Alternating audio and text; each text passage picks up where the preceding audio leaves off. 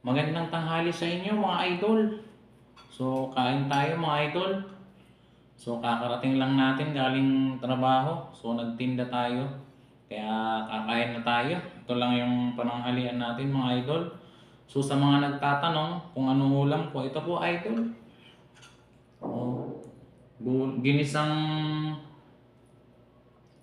kalabasa tsaka ampalaya. Dahon mga idol. Tsaka sa mga nagtatanong kung ano natin panghimagas ito, saging. Binili ko dun sa palengke mga idol. So tara mga idol, kain na tayo. Sabayan nyo ako kumain. Unang subo para sa inyo mga idol.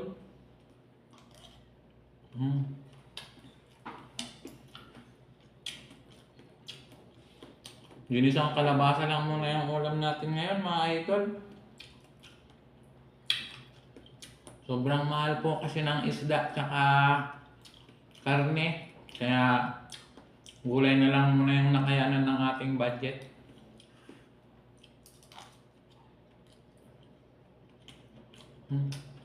Sarap mga idol. Ang importante mga idol, makaraos tayo sa araw-araw na pagkain. Kahit gulay lang yung ulam natin. Masustansya naman to mga idol, healthy pa.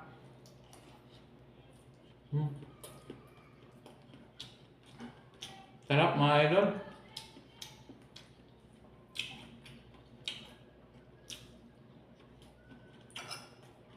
Yung panghimagas pa tayong saging mga idol. Halagang 50 pesos mga idol. Marami na.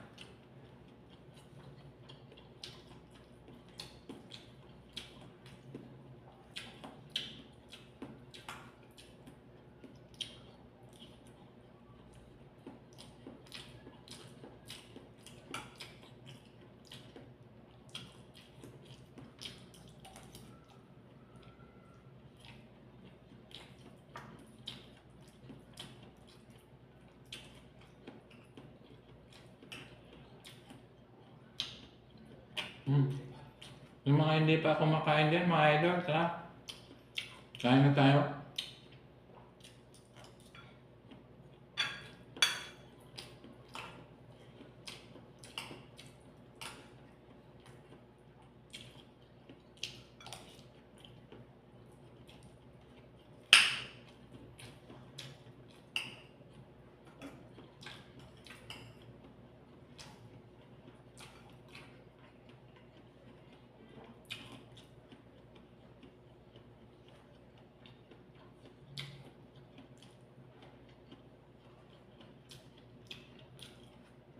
Masarap yung mga idol, yung kalabasa. Masarap yung kalabasa, malagkit. Wala nang sahog-sahog nga pala mga idol sa mga nagtatanong kung ano sahog. Bitchin lang mga idol, tsaka sibuyas.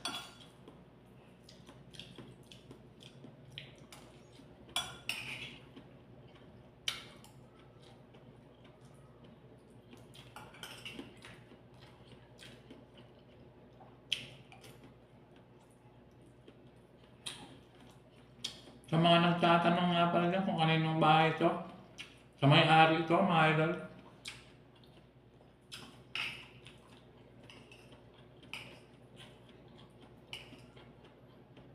Kain tayo.